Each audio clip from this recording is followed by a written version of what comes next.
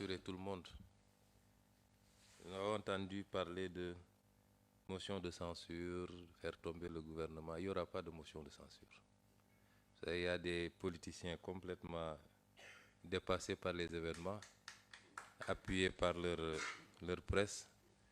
Mais je puis vous assurer qu'il n'y aura pas de motion de censure d'ici le 12 et que le 12, s'il plaît à Dieu, ces gens auront autre chose à faire que d'être députés à l'Assemblée nationale.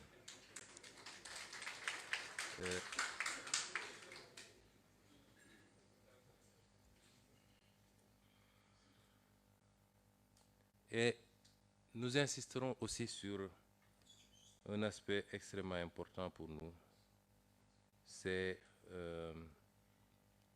la rationalisation. Nous avons pris pas mal de mesures depuis qu'on est là.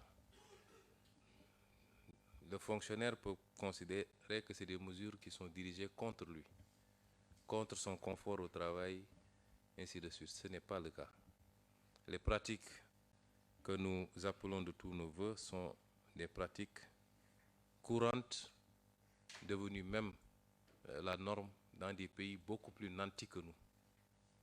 Quand on dit qu'il faut rationaliser sur un certain nombre de consommations que les gens peuvent partager, mettre les imprimantes en réseau au lieu d'acheter une imprimante pour chaque bureau, avoir une pièce pour y mettre les machines à café, toutes les autres commodités que tout le monde peut utiliser.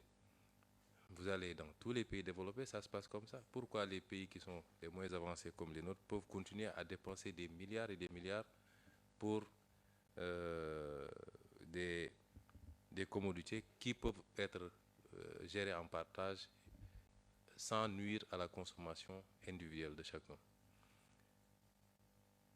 C'est ce souci qui guide de manière générale la politique de l'État. Nous allons bientôt terminer l'étude sur la rationalisation des directions générales, des agences d'exécution.